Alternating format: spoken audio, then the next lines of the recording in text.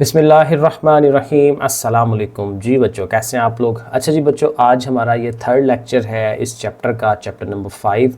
और इसमें basically energy के मुतालिक काम हम कर रहे हैं। और इसमें हमने पढ़ा था कि एनर्जी होती क्या है, वर्क डन जो है वो पढ़ा था कि काम किस तरह से होता है। और एनर्जी की मुख्तलिफ किस्में पढ़ी थी, पोटेंशियल एनर्जी, काइनेटिक एनर्जी। तो अभी 2 लेक्चर हो चुके हैं, ये हमारा थर्ड वाला लेक्चर है। तो यहाँ से हमने स्टार्ट करना है कंजर्वेशन ऑफ एनर्जी। एनर्जी को कंजर्व कैसे रख सकते हैं, कैसे उसको सेव कर सकते हैं, कैसे उसको बचाया जा सकता है। बेसिकली वो बचती ही है। बहरहाल अभी ज़रा तफसीलन देखते हैं कि इसमें है क्या। The study of various forms of energy, कहते हैं एनर्जी की जो मुख्तलिफ शक्लें हैं हम उसको स्टडी करते हैं, मुतालिया करते हैं। And the transformation of one kind of energy into another, और एनर्जी की एक किस्म जो है वो दूसरी किस्म के अंदर ट्रांसफॉर्म हो रही है, चेंज हो रही है, तब्दील हो रही है, वो सारा हमने पढ़ा। Has led to a very important principle, तो कहते हैं इससे फिर क्या होता है, एक बहुत ही अहम असूल हमारे सामने आ जाता है, लॉ आ जाता है, कानून आ जाता है। वो क्या है? Is known as principle of conservation of energy.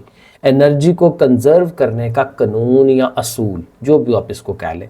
अब वो असूल या कानून है क्या, वो हमने यहाँ पढ़ना है, जो प्रॉपर इसको हमें याद करना है, और जाहिर है कि ये लिखना वगैरह है। सो कहते हैं energy can not be created, energy को ना ही आप बना सकते हैं और डिस्ट्रॉयड, ना ही उसको ख़त्म कर सकते हैं। क्योंकि देखें सिंपल सिचुएशन ये है कि हमारी जो कायनात अल्लाह ताला ने ये सारी की सारी बनाई हुई है, और इसके अंदर जितनी भी एनर्जी है अब वो एक दफ़ा बन गई हुई है, उसको आप बढ़ा नहीं सकते। ठीक है, आप खुद से कोई मशीन बना लें और वो एनर्जी डेवलप करें, वो पॉसिबल नहीं है। आप सिर्फ वो मशीनें बना सकते हैं जो एनर्जी की शक्ल चेंज कर सकती है। जैसे सूरज की जो एनर्जी है उसको हम वो सोलर पैनल्स लगा के तो उसको आप आगे से बिजली में कन्वर्ट कर लेते हैं। तो एनर्जी अपनी शक्लें चेंज करती है। जैसे पौधे अपना फोटोसिंथेसिस करते हैं और अपना खाना बनाते हैं, तो सूरज की रोशनी और बाकी जो इर्द गिर्द की एनर्जी है उसको कंबाइन करके अपने खाने में तब्दील करता है। वो खाने की एनर्जी हम लोग यूज़ करते हैं, बाकी जानवर यूज़ करते हैं, और एनर्जी का ये साइकिल चलता रहता है।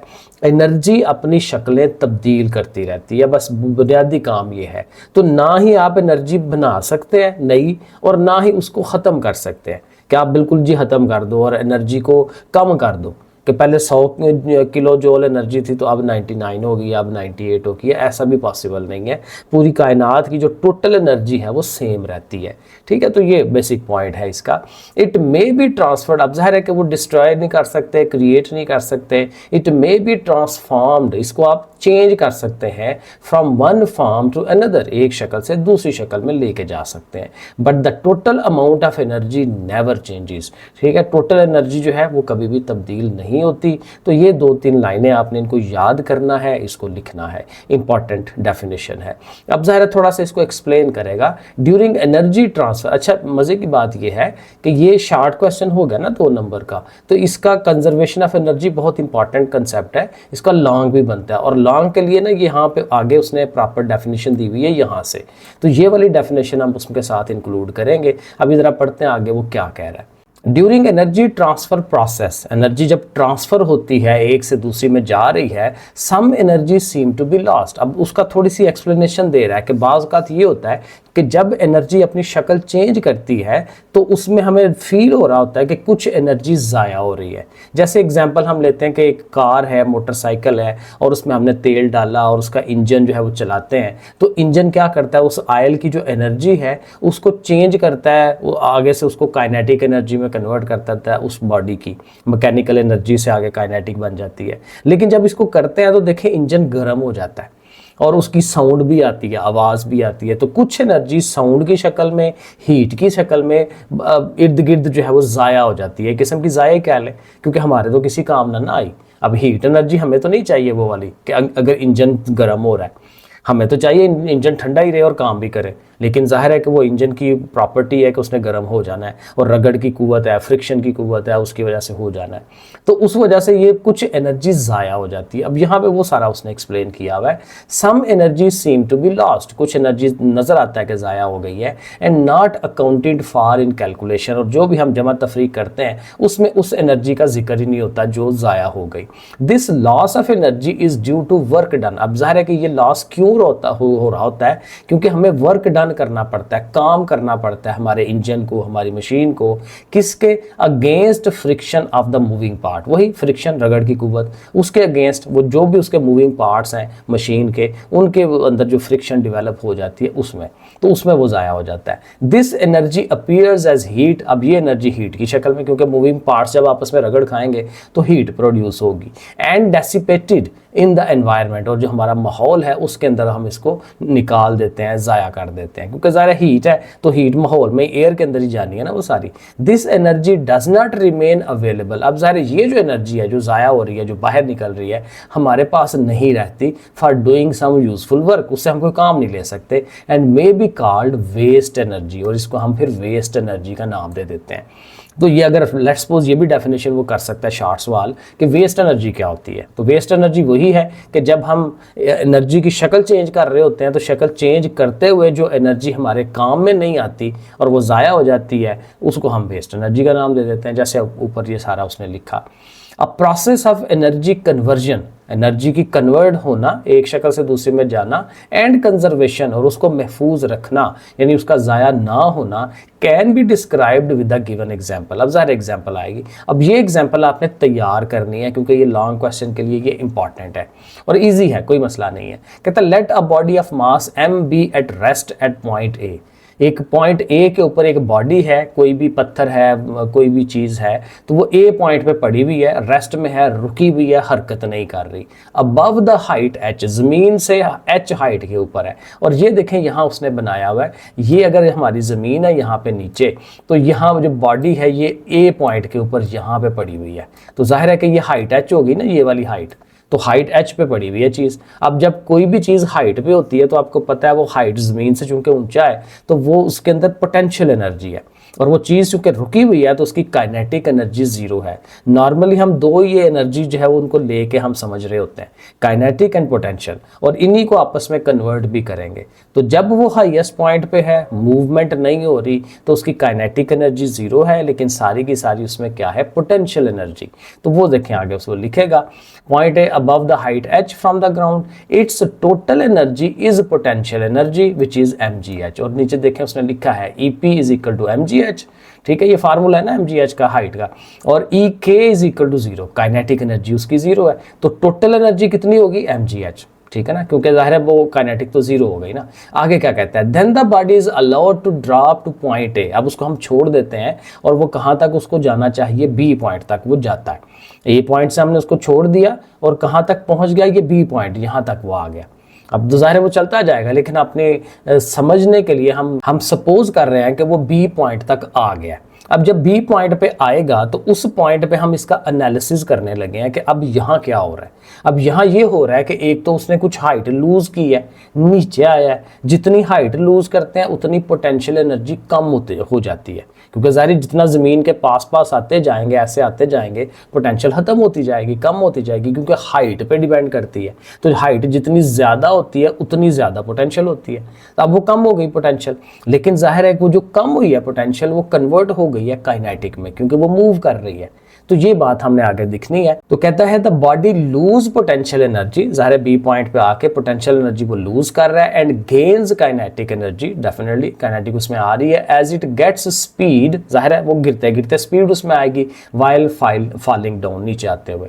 अज्यूमिंग एयर रेजिस्टेंस नेग्लिजिबल, हवा की भी रेजिस्टेंस होती है लेकिन हम उसको अज्यूम करते हैं कि वो कोई नहीं है यहाँ पे, क्योंकि सिंप्लिसिटी थोड़ी लानी है उसके अंदर।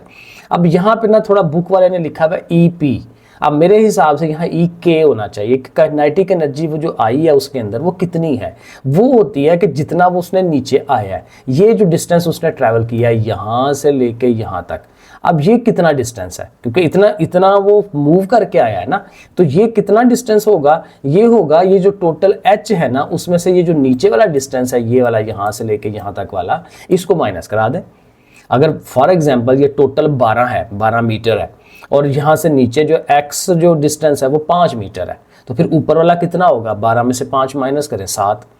तो बेसिकली यही है कि ये जो नीचे वाला डिस्टेंस है उसमें से टोटल में से ये नीचे वाले को माइनस करा दें, वो यानी h माइनस एक्स, तो वो उतनी काइनेटिक एनर्जी उसमें आई है। तो यहाँ हमें लिखना चाहिए EK is equal to mg into h minus x. असल देंगे आप देखें जो काइनेटिक एनर्जी का फार्मूला है ना 1/2mv², वो यहाँ नहीं लगाएंगे, क्योंकि वो लगाएंगे ना तो वो तो फिर दूसरा mgh है, ये 1/2mv² है, तो उनकी आपस में वो जो प्लस माइनस कराना है वो नहीं होगा। वो फिर वो तब होता है जब हमारे पास एक्चुअल वैल्यूज़ हों। एक्चुअल वैल्यूज़ का ये अगर न्यूमेरिकल इसका आ जाए तो फिर हम प्रॉपर करके दिखाएंगे एक्चुअल उनके फार्मूले लगा के, लेकिन यहाँ हमने पोटेंशियल के पॉइंट ऑफ व्यू से ही सारा एक्सप्लेन करना है। तो जो हम काइनेटिक एनर्जी बताने लगे हैं वो भी पोटेंशियल के अंदाज में, क्योंकि ज़ाहिर है जितनी पोटेंशियल लूज होनी है उतनी ही काइनेटिक ने गेन होना है। तो जो काइनेटिक का फार्मूला हम देने लगे हैं वो बेसिकली पोटेंशियल का ही फार्मूला दे के उस अंदाज में हम हल करेंगे इसको। तो EK is equal to mg और हाइट क्या बतानी है h-x, जो ये वाली ऊपर वाली हाइट है। तो ये हमारी काइनेटिक एनर्जी होगी। अब आगे वो कहता है the loss of potential energy, अब जो मैंने अभी आपको बताया कि पोटेंशियल एनर्जी जो ज़ाया हुई है will appear as the gain in kinetic energy, कि काइनेटिक एनर्जी में वो गेन के तौर पर आ जाएगी। ठीक है, जो हमने ये ऊपर बना लिया। हेंस एट पॉइंट बी, अब पी पॉइंट के ऊपर जो उसकी जो पोटेंशियल है वो क्या हो जानी चाहिए mgx। अब देखें ना ये पोटेंशियल होनी चाहिए, उसने EK कहा हुआ है वो समझ से बाहर है मेरे। तो mgx क्यों, क्योंकि जाहिर है देखें ना mg और x मतलब ये वाला जो डिस्टेंस है, जब भी डिस्टेंस हाली की बात होनी है तो वो पोटेंशियल होनी चाहिए ना। तो ये वाली जो हाइट है b हाइट के ऊपर पोटेंशियल mgh है, mgx है सॉरी, ठीक है, वहाँ पे आ गया। अब जाहिर है बी पॉइंट पे अब दो एनर्जीज हैं, एक काइनेटिक जो ये वाली है और एक पोटेंशियल जो ये वाली है, इन दोनों को प्लस करेंगे तो टोटल एनर्जी आएगी ना। तो यहाँ पे देखें total energy at point B हम करने लगे हैं और वो क्या होगी, E एनर्जी है और उसमें देखें ये हमारी काइनेटिक, ये हमारी पोटेंशियल, दोनों को देखें दरमियान में प्लस का साइन लगाया है, mgh-x प्लस mgx। अब देखें अब यहाँ एक स्टेप नहीं हुआ हुआ, वो आप जुबानी देख लें, वो क्या होना चाहिए। अब ये ब्रैकेट खोलेंगे, ब्रैकेट के बाहर है mg, इसको ज़रा ध्यान करें, मैं थोड़ा सा बड़ा कर देता हूँ। ये देखें mg h के साथ मल्टीप्लाई होगा, mgh हो जाएगा। ठीक है, अब mg ने जब x पे पास जाना है तो mgx हो जाना है, लेकिन उसके साथ माइनस साइन है, तो जो यहाँ से माइनस वाला mgx आएगा इस प्लस वाले mgx के साथ कट जाएगा, तो पीछे सिर्फ रह जाना है mgh। तो ये देखें mgh रह गया पीछे। ठीक है, इस तरह से करके ये बनता है। ठीक हो गया। तो अब देखें यहाँ पे क्या है, पहले भी जो ए पॉइंट पे पोटेंशियल एनर्जी टोटल एनर्जी थी ए पॉइंट पे, वो क्या थी mgh, ये वाली, ये देखें उसने कहा हुआ। और जब हम नीचे ज़मीन पे आ रहे हैं तो उस टाइम भी सारी टोटल एनर्जी mgh ही हुई है, यानी ए पॉइंट पे और ज़मीन पे दोनों पे एनर्जी बराबर है। ये हमने बताना था कि वो कंजर्व आपस में चेंज होती रही है, काइनेटिक्स पोटेंशियल से काइनेटिक हो गई है, लेकिन ये क्या हुआ कि एनर्जी उतनी की उतनी ही रही है। और आगे देखें एंड पे कहता है just before hitting the ground, अब ज़मीन को टच करने से पहले पहले एट पॉइंट C, यानी कि ये जो नीचे वाला C पॉइंट था, the whole of potential energy is change into kinetic energy, सारी की सारी पोटेंशियल अब काइनेटिक में कन्वर्ट हो गई है, क्योंकि जो नीचे आई तो सारी पोटेंशियल जाती जा रही है काइनेटिक में, और जब बिल्कुल ज़मीन के साथ लग जाना है उसने तो हाइट तो ख़त्म हो गई ना। ठीक है, तो जब हाइट खत्म होगी तो पोटेंशियल जीरो हो गई, लेकिन सारी की सारी वो किस में चली गई है, काइनेटिक में। तो फिर वो जाहिर है वहाँ पे भी कहना काइनेटिक है, लेकिन फार्मूला वही देना है mgh ही, क्योंकि वही mgh कन्वर्ट हुआ है ना। ठीक है, तो वही एनर्जी कन्वर्ट हुई है उसमें, तो 1/2mv² नहीं लगाना। तो हम यहाँ पे यही कह रहे हैं कि वहाँ पे भी वही आई है तीनों पॉइंटों पे, ए पॉइंट पे भी वही एनर्जी, बी पॉइंट पे भी वही, वो हमने प्लस करके दिखाया, और सी पॉइंट पे बता रहे हैं कि वो भी वही है, तो तीनों पॉइंट पे वही है। Thus total energy remain the same as mgh, total energy वही रहती है जो mgh है। On hitting the ground this energy, अब ज़ाहिर आखिरी पॉइंट ये बता रहा है कि जब उसने ज़मीन को टच करना है, हिट करना है ज़मीन को, तो जो एनर्जी आई है वो सारी की सारी डेसिपेट हो जाएगी इर्द गिर्द, हीट की शक्ल में और साउंड की शक्ल में। ज़ाहिर उसकी आवाज़ आएगी, ठा करके लगेगी, तो जो आवाज़ आनी है उसमें एनर्जी आ गई, और जो उसने आके टकराना है और इर्द गिर्द धूल मचानी है या उसमें से जो हीट बननी है वो सारी की सारी एनर्जी उसमें चली जाएगी, mgh वाली जो एनर्जी है वहाँ चली गई। तो इस तरह से ये साबित हो गया कि हमारा ये जो कंजर्वेशन ऑफ एनर्जी है वो सेम रहती है, एनर्जी ख़त्म नहीं होती, ना ही आप उसको क्रिएट कर सकते हैं। तो ये लॉन्ग सवाल के तौर पे ये नीचे वाला पॉइंट हम उसको बता सकते हैं। आगे चलें जी, अब यहाँ पे हम कहेंगे सोर्सेज ऑफ एनर्जी। ये मोटे मोटे पॉइंट्स हैं कि एनर्जी हमें कहाँ कहाँ से मिल सकती है, कहाँ कहाँ से हम यूज़ कर रहे हैं, ले रहे हैं। तो पहला पॉइंट है fossil fuel energy. Fossil fuel basically वही है कि जो ज़मीन के अंदर से मटीरियल हम निकाल के और उसको हम जला के या जैसे भी तरीके से एनर्जी डेवलप कर रहे हैं, वो वाला तरीका। और उसमें ज़ाहिर है एक तो वो सुई गैस वगैरह निकालते हैं, तेल निकालते हैं, कोयला निकालते हैं, उन सब से हम जो यूज़ करके निकालते हैं एनर्जी, उसको हम फॉसल फ्यूल एनर्जी कहते हैं। सो कहते हैं fossil fuel energy comes out from burning of oil, तेल के जलाने से, कोयले के जलाने से, कोल एंड नेचुरल गैस और कुदरती गैस जो कुछ ज़मीन से निकाल रहे हैं। These materials are known as fossil fuels, इनको हम फॉसल फ्यूल कहते हैं। अब ये भी ज़ाहिर है एक सवाल, डेफिनेशन आपकी बन जाएगी कि फॉसल फ्यूल्स क्या होते हैं। The burning of these fossil fuels gives out heat, ज़ाहिर है जब इनको हम जलाते हैं तो हीट निकलेगी ना उनमें से, which is use to generate steam, जिससे हम ज़ाहिर है पुराने ज़माने में, अभी नहीं हम करते, उससे हम क्या करते हैं, पानी को उबालते हैं, और पानी जब उबलता है तो उससे जो है वो बुखारात बनते हैं गर्म वाले, वो स्टीम होती है। और उस स्टीम को हम स्टीम इंजन पहले बनाया होता था, और वो रेलगाड़ियाँ चल रही हैं, बाकी चीज़ें चल रही हैं, तो और उससे इवन बिजली भी बनाई जाती थी। टू जनरेट स्टीम, स्टीम बनेगी, दैट रन्स द टरबाइनें, वो टरबाइनें आगे से मोटरें चलाएंगी, टू प्रोड्यूस इलेक्ट्रिसिटी, और बिजली जो है वो बनाएगी। अब ब्लॉक डायग्राम, और नीचे उसने ये डायग्राम बना के दिखाया हुआ है एक ओवरऑल कैसे हो रहा होता है। तो ये यहाँ पे एक ऊपर की तरफ चिमनी लगी हुई है धुआं निकालने के लिए, और यहाँ से हम जो है वो क्या कर रहे हैं जी, कोयला सप्लाई कर रहे हैं, आगे लेके जा रहे हैं, ये कोयला आ रहा है। अब कोयला आएगा तो आगे से वो ज़ाहिर है वो एक भट्टी जो है वो बनी हुई है जहाँ से वो कोयला जलता है, और जलने के दौरान क्या है कि वो पाइपों के ज़रिए से पानी देखें उसके अंदर से यहाँ पे गुजारा जा रहा है, तो ज़ाहिर है वो उबलेगा, और उबलेगा तो फिर स्टीम बनेगी। तो यहाँ से देखें ये स्टीम आ रही है, तो स्टीम के गुजरने के लिए फिर हमने एक रास्ता बनाया हुआ है पाइपों का, और उसके बाद देखें यहाँ पे ये टरबाइन आ गई है। तो टरबाइन जो है वो घूमेगी, चलेगी, चक्कियाँ चलेंगी उसकी, ठीक है, और चलने से क्या होगा, उसके साथ आगे जनरेटर लगा हुआ है, और जनरेटर का काम यही है कि उसने फिर आगे से बिजली बनानी है, और वो बिजली आगे तारों के ज़रिए से ट्रांसमिशन लाइनों में चली जाएगी, ट्रांसफार्मर के ज़रिए, और लोगों के घरों तक चली जाएगी। ठीक है, इस तरह से करके ये उसने बनाया हुआ है। तो बहरहाल ये एक तरीका है, ये पेपर में ये बनाने शनाने का कोई नहीं आएगा, एक जस्ट आपको एक उन्होंने आइडिया दिया है कि इस तरह से काम हो रहा होता है इसके अंदर। तो ये हमारा फॉसल फ्यूल का हो गया। ये साथ जो इन्फॉर्मेशन है, कहता है ये जो लालटेन बनी हुई है, बिफोर इलेक्ट्रिसिटी वाज डिस्कवर्ड, ज़ाहिर है जब बिजली नहीं थी तो लोग ये मोमबत्तियाँ और लालटेनें जलाते थे, और लालटेनें जो बनाई हुई थी इसी असूल पे थी ना कि नीचे तेल डालते थे, और ऊपर जो है वो एक कोई चीज़ होती थी, और उसके ज़रिए उसको वो आग लगाते थे, और नीचे से वो तेल के साथ लगी होती थी, और वो सोखती जाती थी तेल को। बड़ा मज़ेदार काम था, कभी देखी हो आप लोगों ने शायद नहीं देखी हो, हमने देखी हुई है। तो बहरहाल, तो before electricity was discovered, one of the primary function of fossil fuel was to provide light, क्योंकि उससे हमने लाइट लेनी होती थी, ठीक है, तो वो ये लालटेनें वगैरह इसी काम के लिए होती थी। डू यू नो में क्या है, thermal energy from coal. Thermal energy किसे कहते हैं, किसी भी बॉडी के अंदर जो मॉलिक्यूल्स की हरकत की वजह से और उनकी पोजीशन की वजह से जो एनर्जी होती है वो थर्मल है। तो थर्मल में ज़ाहिर है काइनेटिक भी आ जाती है, पोटेंशियल भी आ जाती है, और ये बेसिकली हीट की शक्ल में, आप आम अंदाज में ये कह सकते हैं को हीट वाली जो एनर्जी है उसको हम थर्मल एनर्जी कहते हैं, क्योंकि कोई भी बॉडी जितनी ज़्यादा उसमें हीट होती है उतने ज़्यादा मॉलिक्यूल्स उसके मूव कर रहे होते हैं। तो हीट और मॉलिक्यूल्स का मूव करना वो एक ही चीज़ होती है।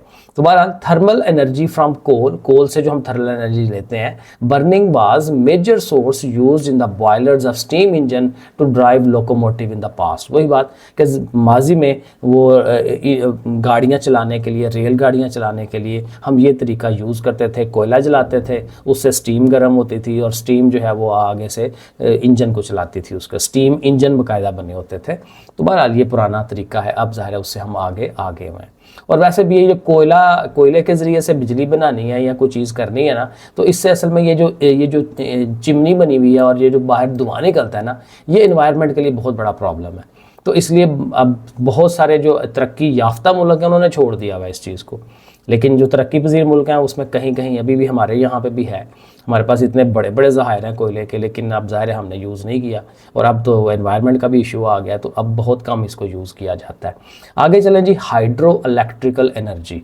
अब ज़ाहिर है कि हाइड्रो मतलब पानी को कहते हैं, तो पानी की वजह से जो एनर्जी क्रिएट होती है, यानी पानी की वजह से जो हम बिजली बनाते हैं, ठीक है, और उसकी क्या काम होता है वो इस तरह से। और ये देखें बड़ा मज़े का उसने यहाँ बनाया हुआ है कि ये पानी का ना पूरा रिजर्वायर है यहाँ पे, जैसे डैम होता है, तो ये समझ लें कि यहाँ पे डैम है, और डैम में ज़ाहिर यही होता है कि पानी स्टोर करते चले जाते हैं, उसमें काफ़ी ऊंचाई तक स्टोर करते हैं पानी, ठीक है। तो ये है, और उसके अंदर से सुरंगें बनाई जाती हैं। तो ये देखें, सुरंग बना के तो पानी नीचे की तरफ लेके जाया जा रहा है। अब ज़ाहिर है जब नीचे को पानी जाएगा तो तेज़ी के साथ जाएगा, अपनी स्पीड बनाएगा। तो जब उस स्पीड से उसने आना है तो आगे देखें ये फिर टरबाइन लगी हुई है, उसकी क्या कहते हैं कि पंखे लगे हुए हैं, उन पंखों को उसने चलाना है, ठीक है। पंखे जब चलेंगे तो पंखों के पीछे फिर वही जनरेटर है, जैसे वहाँ पे ऊपर जनरेटर था, और जनरेटर का फिर वही काम है कि उसने बिजली बनानी है, क्योंकि जब वो चलेगा फोर्सफुली चलेगा, क्योंकि ताकत कहाँ से आ रही है, नीचे से।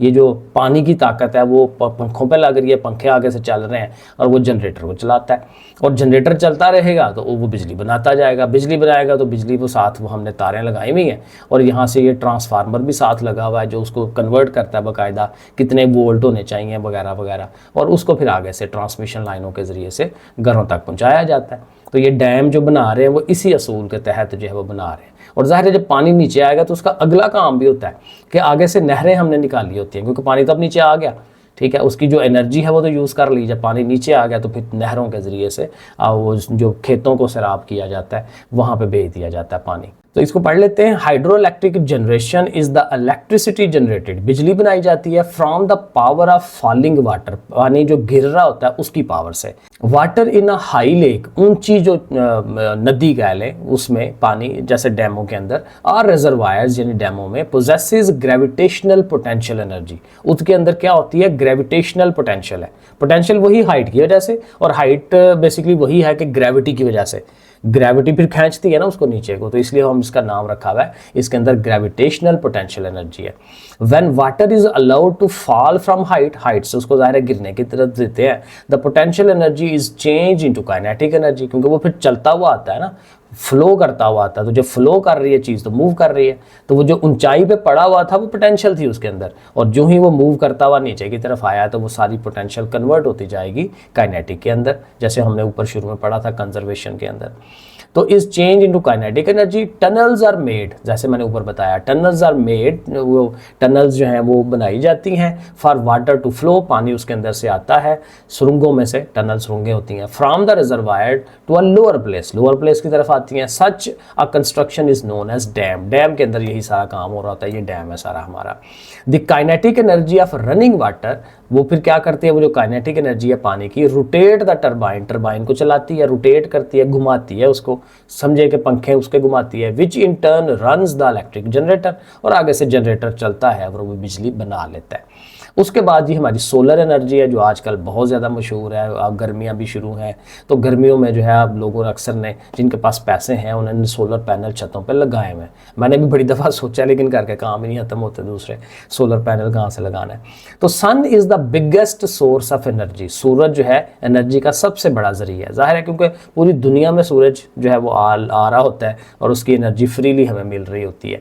The energy obtained from sunlight, सूरज की रोशनी से जो हमें एनर्जी मिलती है is refer to as solar energy, उसको हम सोलर एनर्जी कहते हैं। तो ये सोलर एनर्जी की डेफिनेशन हो जाएगी। Solar energy can be use in two ways, दो तरह से हम इसको इस्तेमाल कर सकते हैं। Either it can be use for heating system, यानी कि डायरेक्टली बस कोई चीज़ गर्म करनी है तो इसको यूज़ कर लो, और can be convert into electricity, और इससे हम बिजली भी बना सकते हैं जैसे कि हम बना रहे हैं आजकल। इन वन वे, एक तरीके से solar panels absorbs heat of the sun, basically वही यही करते हैं कि उसकी हीट को अपने अंदर एब्जॉर्ब करते हैं सोलर पैनल्स जो हमने ऊपर छतों पे लगाए हुए हैं। They consist of large metal plate, बड़ी बड़ी ये प्लेटें होती हैं, which are painted black, black colour उसके ऊपर किया होता है। हीट कैन बी यूज्ड, अब वो जो हीट है उसको यूज़ किया जा सकता है वार्मिंग हाउसेज, घरों को गर्म रखने के लिए, क्योंकि ये एक यूज़ बता रहे हैं ना कि डायरेक्टली उसकी हीट को आप अपने घरों को गर्म रखने के लिए कर लें सर्दियों में, ठीक है। और ज़ाहिर है ये बरतानिया में, अमेरिका में जहाँ पे बहुत ज़्यादा सर्दी पड़ती है वहाँ पे हम ये काम कर सकते हैं, क्योंकि इंसान की ज़रूरत के हिसाब से है ना। अब हमारे यहाँ हीट नहीं चाहिए, हमारे पास हीट बहुत ज़्यादा है, ठीक है, हमें उस हीट से बचना है, हम उससे तो एसी चला रहे होते हैं आगे से, तो हमें बिजली बनानी है, ज़्यादातर हम बिजली बनाते हैं।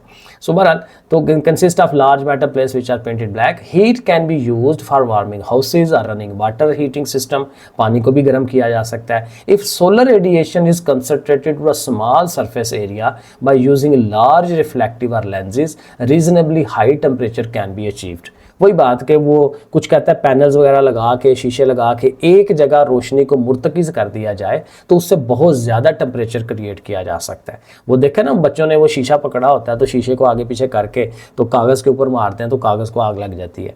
तो ये वही आइडिया जो है वो दे रहा है। आगे चलें, एट दिस हाई टेम्परेचर, अगर आप बहुत ज़्यादा टेम्परेचर ले लेते हैं उससे, वाटर कैन बी बॉइल्ड, पानी को जो है वो बॉइलिंग गर्म किया जा सकता है, उबाला जा सकता है, और उससे फिर अगेन वही बात कि स्टीम बना लें, that can run the turbines to generate electricity, और इलेक्ट्रिसिटी उससे बनाई जा सकती है। तो in this way electricity can be produce in the second method. अब ज़ाहिर है ये वो दूसरा मैथड है। अब ये हम मैथड हम लोग यूज़ नहीं करते जो भी उसने बताया कि उससे जी पानी गर्म करें, पानी से वो वेपर्स बनाएं, स्टीम बनाएं, स्टीम से आगे से भाप ज़ाहिर है स्टीम भाप होती है, तो भाप जो है बना के उससे आगे से जनरेटर चलाएं, ठीक है। तो वो सारी चीज़ें मुश्किल हो जाता है काम। तो हमारा जो है वो सेकंड मेथड है। In the second method sunlight is directly transformed to electricity. Sunlight को डायरेक्टली हम इलेक्ट्रिसिटी में कन्वर्ट करते हैं through the use of solar sales.